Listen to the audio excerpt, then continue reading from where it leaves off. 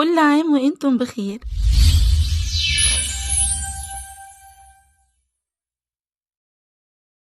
السلام عليكم، اهلا بكم حبايب رانيا، يا رب تكونوا بخير. النهارده بقى جايبه لكم السر اللي بيخلي الزلابيه بالشكل اللي انتوا شايفينه ده.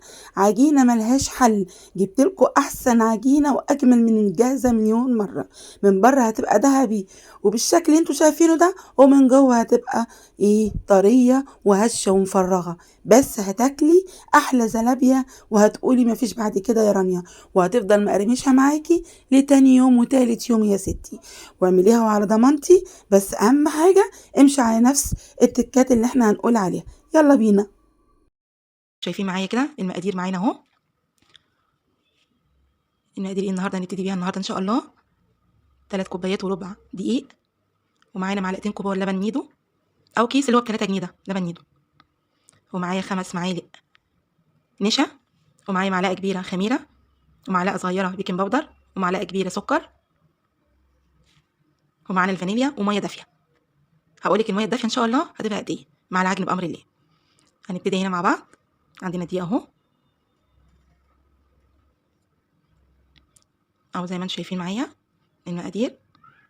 هننزل هنا على الدقيق بمعلقه كبيره خميره ومعلقه كبيره سكر، وهنزل بمعلقتين لبن بودره، وهننزل هنا بمعلقه صغيره بيكنج باودر، وهنزل برضو هنا معايا ب5 معالق نشا بس مش مليانين، ورشه ملح اللي نزلنا بيها دي. وهنخلط كل المواد الجافه كلها مع بعض زي ما انتم شايفين معايا. وهننزل برضو هنا بالفانيليا،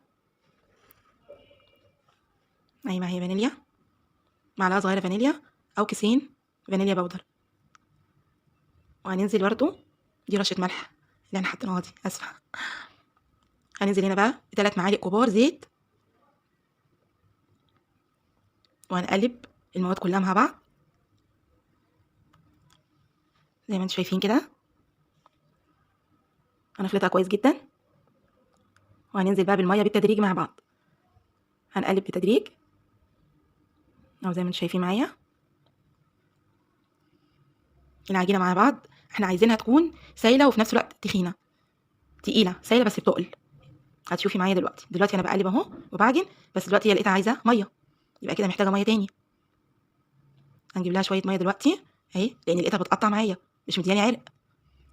اروح اجيب لها شويه ميه، ربع كوبايه ميه او نص بالكتير قوي، حسب ما العجين ياخد معاكي. او زي ما انت شايفه معايا اخلط كويس جدا. انت بتعملي ايه يا رانيا دلوقتي؟ انا بعجن بطريقه اللت بتاعت زمان، بطريقه اللت بتاعت العيش اللي كانوا بيعملوه الفلاحين زمان. انا بلت كويس جدا. بلت يعني ايه؟ يعني بحاول ادخلها هوا من تحت لفوق. بضرب العجينه، مش بعجين، انا بضربها من تحت لفوق عشان ادخلها هوا.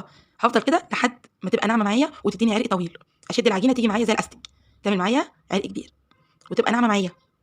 او زي ما انت شايفه لسه كل ما تضربي اكتر كل ما يديكي عرق اكتر واكتر، وكل ما تنعم معاكي وتديكي نتيجه افضل بكتير. اهو بصوا شايفين نعمت ازاي معايا في ايدي ازاي اهي، شايفين العرق بقى قد ايه؟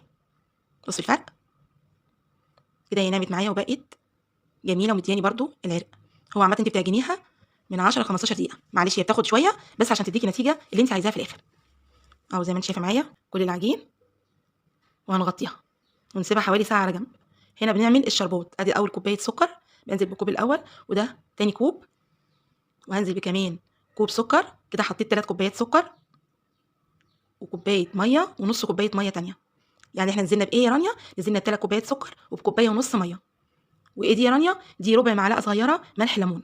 ما عندكيش ملح ليمون يبقى نص عصير ليمونه تحطيها. بتقلبي على البارد الاول قبل ما توديها على النار، وبعد كده بنوديها على النار تغلي، واسيبها بعد الغليان اهدي النار لمده 5 دقائق. ايه بقى ده بقى التكايه بتاعتنا النهارده. الايه بقى الجهاز اللي مفيش اسهل منه، اللي هيطلع لي الزلابيه ممتازه.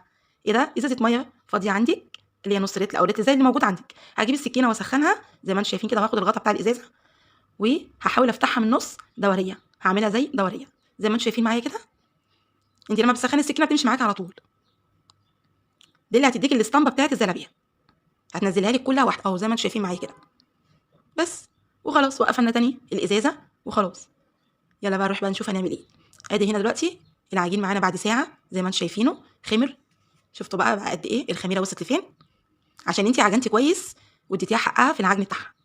كده هجيب معلقه وادهنها زيت، معلقه سيليكون، معلقه خشب الموجود، وهحاول افضي كل الهواء اللي في العجينه كلها قبل ما اشتغل بيها.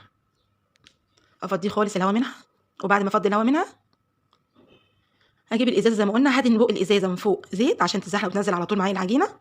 انا بس عشان ايدي كان فيها زيت وكانت مزحلقه مني، بس ما كنتش عارفه اتملك، لكن هي تنزل معاكي على طول ما تقلقيش.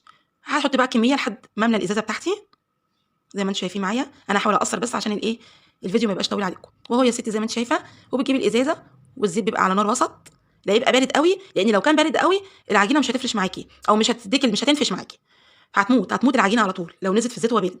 فانا خليها متوسطه بحيث ان اول ما تنزل تنفخ على طول اهو، وبمقص معاكي، وتقوسي المقص من نفس الزيت اللي انت بتقلي فيه اهو يا ستي. اي كميه انت عاملاها صدقيني مش هتاخد معاكي اي وقت، اي كميه. وشفتي بقى الزلابيه نازله كانها والله العظيم حتى الجهاز بتاعها ما ينزلها كده. ايه رايكم بقى؟ انا بنزل الاول بالزلابيه لحد ما اخد الكميه اللي انا عايزاها حسب طبعا الطاسه معايا، وبديها اللون الذهبي الفاتح، ما بديهاش اللون الاخير، وبركن على جنب. باخد اول درجه اللي هي اللون الذهبي الفاتح بتاعها، هتشوفوا معايا دلوقتي. وهو يا ستي بصي بمنتهى السهوله تنزل معاكي في منتهى السهوله، مفيش اسهل من كده، ولا غلبه بقى، ولا نفضل نمسك بايدينا ونفضل بقى ونرش ايدينا كل شويه عجين والمعلقه، وتطلع واحده معوجه واحده كبيره واحده صغيره، ومفيش دوريات اصلا، ما بتبقاش في الاخر اصلا زلابيه اساسا. دي بقى يعني بصي بجد بجد فكره ممتازه، والله بجد الكل هيشكرك عليها، وصدقيني ما حدش يصدق انت اللي عاملاها في البيت، وده ضمان مني انا بالله والله بجد. الشربات بس بتمشي بنفس المقادير اللي احنا عملناها دي، هتمشي بنفس زي ما قلت لك كده، وبعد كده والله العظيم الكل هيشكرك عليها. بس اعملي نفس اللي احنا عملناه ومشي على نفس الطريقه اللي احنا مشينا بيها. شفتي بقى؟ هتعملي اي كميه موجوده عندك، اي كميه هتعمليها بسرعه الصاروخ حقيقي والله، مفيش اسهل من كده. شفتي بقى بتنزل معاكي عامله ازاي؟ ولا بتتعبي نفسك، ولا ايديكي تتبهدل، ولا كمان. وخلي بالك برضو دي ما بتهدرش برضو عجين، ده حقيقه. بصي بقى الطريقه عامله ازاي، مفيش اسهل من كده. يا رب الفيديو يكون عجبكم، واللي يعجبه الفيديو يا جماعه بالله عليكم محدش ينساني في اللايك والسبسكرايب وتفعيل الجرس عشان يوصلك مني كل جديد. يا جماعه محدش يكسل يعمل لايك بالله عليكم. ايه رايكم بقى؟ الزلابيه بتاعتنا ننفع ولا ننفع بقى نبقى ايه بقى دلوقتي؟ حد بقى هيفكر بقى ان دي معموله في البيت؟ ما اعتقدش. جربيها وقولي لي رايك، انا عايزه بس اللي يشوف الطريقه يجربها اهو يا ستي زي ما انت شايفه معايا كده.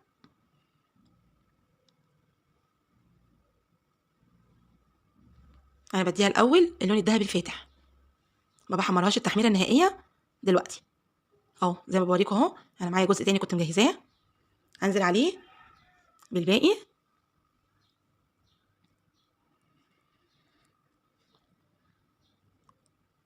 معلش هو ممكن يكون الفيديو طويل شويه، بس والله العظيم بجد لو لسه اول مره تعمليها هتنجحي فيها نجاح بهير.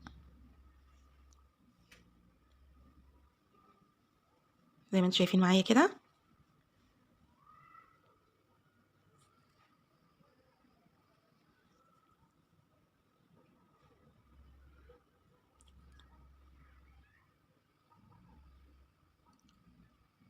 انا بنزل هنا،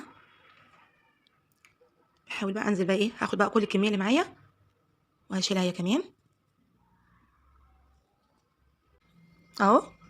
دلوقتي احنا بنحمر التحميره التانية، بديها اللون الذهبي زي اللي احنا بنشيلها من بره بالظبط. وبنزل هنا في الشربات، بصوا الشربات تقيل ازاي معايا. وبعد كده بصفيها من الشربات كويس وبقدمها. ودي طبعا الجزء التاني اللي احنا كنا سايبينه على جنب. وادي بقى الزلابيه بتاعتنا بعد التحمير وبعد ما جهزت. ترشيها بمكسرات سوداني مطحون، جوز الهند، عايزه برضو ترشيها برضو بصوص الشوكولاته براحتك، دي بتاعتك انتي بقى. سكر بودره، انا هنا برشها بسوداني مطحون مجروش معنى اصح. ايه رايكم بقى في الزلابيه بتاعتنا؟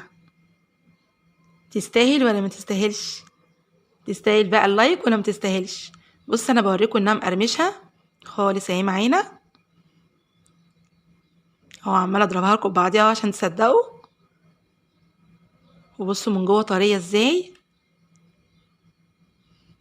بصوا مطريه ازاي من جوه، وشاربه الشربات اهي ممتازه. والله ما حد هيصدق ان انتي عاملاها في البيت بايديكي. هتشرفك في عزومات رمضان وقدام ضيوفك وقدام اسرتك كلها بامر الله، وان شاء الله كلهم هيشكروك عليها. ايه رايك بقى؟ اللي يعجبه الفيديو ما ينساش الاشتراك. والف الف هنا حبيبه قلبي. السلام عليكم ورحمه الله وبركاته.